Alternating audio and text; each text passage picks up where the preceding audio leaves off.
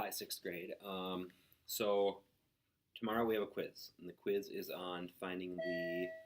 Kaiser Furbach and Amy Batowski to the office, please. Kaiser Furbach and Amy Batowski to the office. It's on finding the area and perimeter of composite figures. If there's one thing I can say is that the quiz is going to be much easier than like even the homework that you did tonight. Okay? I think it's going to be pretty straightforward. All right. So first question. It's going to be finding the perimeter of a figure. And it's going to look something like this. Right? And it'll probably have some like missing sides to it. So let's say this is 12. Let's say this is 6. No, that's not right. Let's say this is 2. Let's say this is 4. Let's say this is 5.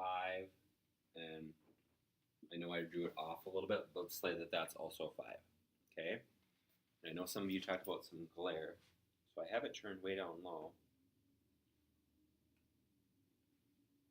I don't know if that's too dark. There's probably still a little glare there. But, okay, so if you're going to solve this problem, just go ahead and pause it to see if you can figure out how to solve it first. All right. So hopefully you had a chance to pause it. Hopefully you had a chance to try it on your own. Okay? But then if not, when you look at this and you see this is 12 and this is 2 and this is 4. So 4 plus 2 is 6. So 12 minus 6 is 6 because if here to here is 12, then here to here also has to be 12, which means your missing side has to be 6. Okay? And then your last thing that you would have to do is just to add them all up again. Okay? I know some of you said that it gets darker and lighter. So I know there's a little glare here, and I apologize for that. But it looked really dark when I was watching it from my screen, so I was just trying to check that out. So if you were to find the perimeter of this, you'd say, okay, 12 plus these also equal 12 plus 5 plus 5 is 10 on the end. So 12 plus 12 plus 10 is the same as 34, and we'll just say our dimensions are inches. I didn't label any dimensions there. Okay? But if you know how to do that problem, you know how to do number 1 on the quiz. All right, now let's go on to number 2. So number 2 on the quiz is also on finding the perimeter. But the biggest thing that you have to remember is, so number 2 has a shape that looks something like this, and it has a dotted line here. Okay? And then it has this labeled as, I'll pretend this is 8, and I'll pretend that this is 6. Okay? Now again, you're finding the perimeter. I'm going to move you closer here. See if that helps with the glare too. All right, so you have 8 and you have 6. Okay? So obviously, not obviously, but if you're going to find the perimeter, remember perimeter is distance around the outside, So perimeter equals distance around the outside. Okay? And then remember also that perimeter is the same as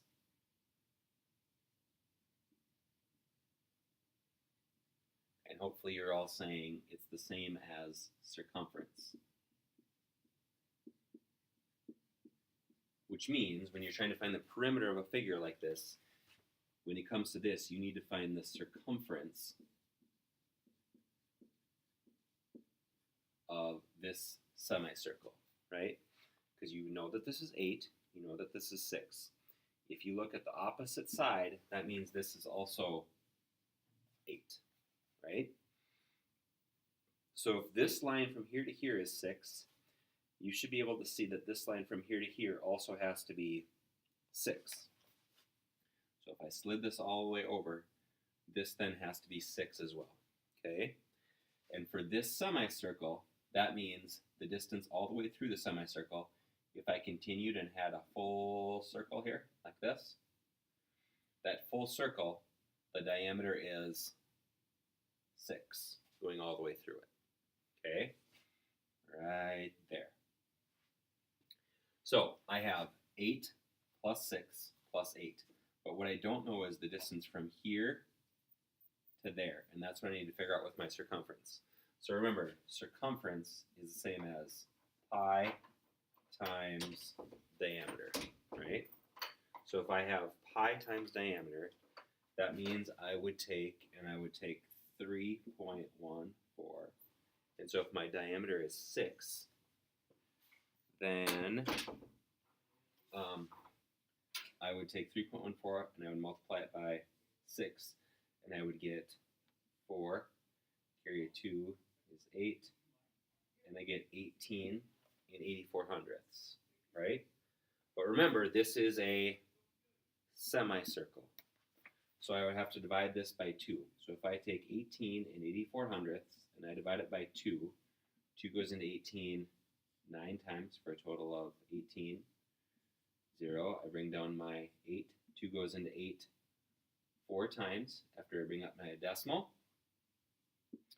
And I subtract. I bring down my 4. So 2 goes into 4 twice. Which means from here to there is 9 and 42 hundredths. Okay? So if I'm adding all these up, I would take 8 plus 8 plus 6, 8 plus 8 plus 6, because I'm going around the outside, and then I would add 9 and 42 hundredths. So I have 42 hundredths, and then when I add these up, I know 9 plus 6 is 15, and 8 plus 8 is 16. So 15 plus 16 should be 31 and 42 hundredths. Okay? Again, I didn't put a dimension on here, but on your quiz they will have a dimension for you tomorrow. Okay? All right. Now, question 3. Question 3, that was question 2 on your quiz. I mean, the dimensions aren't the same, but the shape is the same. Okay? Question 3 on your quiz. They're going to have almost the exact same shape.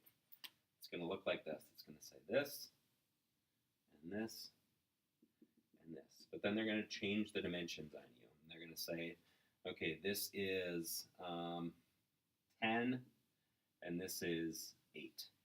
I'm making it up. Let's say they say this is 10 and this is 8. And they're not going to ask you, this is number 3, they're not going to ask you for the perimeter anymore. They're going to ask you for the area. For the area. Okay? So remember, area is on the inside. So if you're finding the area of a rectangle or a parallelogram like this, then you take base times height. Area is the same as base times height, okay? For this figure right here, okay? So if this is 10, then my base, the bottom, is also 10. So 10 times 8 is 80. And let's say it's inches is our dimensions, okay? So 80 inches squared. That would be this whole shaded region right here, okay? 80 inches squared, okay? Just like the problem from before, if this line out here is 8, then that means that this line also has to be 8 inches. But remember, before this line was the diameter, okay? When we're doing area of a circle, then we would take base, we would take pi times radius squared. Pi times radius squared. Now remember, 8, we said in the last problem, 8 is the diameter, right? Oh boy. Okay, I just turned up the volume, so hopefully that helps. I always forget to do that, okay? So if I have 8, then I would take, pi would be 3.14, so area is the same as 3.14. My radius, remember, radius is half the diameter. So if my diameter is 8, that means the radius should be 4. And remember, 4 to the second power is not 8. 4 to the second power is 16. Okay? 4 to the second power is 16. And I see that there's a glare there. I'm just going to try to turn it all the way off and see what you think. Okay? So 8, so 4 to the second power should be 16. Okay? So I have 3.14 and I multiply it by 16. 3.14, which is pi, times 16. 4, carry a 2, is 8. 18, 0, 4, 1, 3. So I add them up and I get 4, 12, carry 1, 10, 5. And then I move it 1, 2, 1, 2. So that means if this was 8, that means this over here is 50 and 24 hundredths.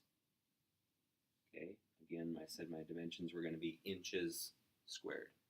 So this whole thing here is 50 and 24 hundredths inches squared.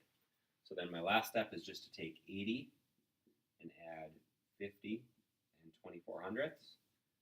And I get 24, 0, 13. 130 and 24 hundredths inches squared. And that's my final answer. Okay? And you can take the same shape and you can create your own dimensions and just kind of play with it and kind of see what you think as well. Okay? All right. So that was 3. Number 4. Last one on the quiz. Number 4 is also area. Okay? Number 4 is also area. And it's going to give you, let me see. Okay. It's going to give you a shape like this, which we call a what again? Parallelogram. Parallelogram. And then on top of it, it's going to have a shape that looks like this. Okay? So you have a parallelogram on the bottom, and then you're going to have a triangle on top of it. Okay? So, parallelogram.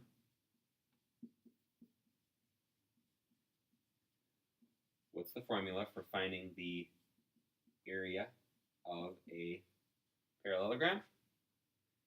Hopefully, you're all saying base times height. Okay? So, let's say, pretend I had a base of 3, and I had a height going straight up here of 2. We'll use inches again. 3 times 2 is 6 inches squared. So that takes up this whole parallelogram. Okay? Then, let's say up here, this is what shape? That's a triangle. Okay? What's the formula for area of a triangle? What would you say? Area of a triangle is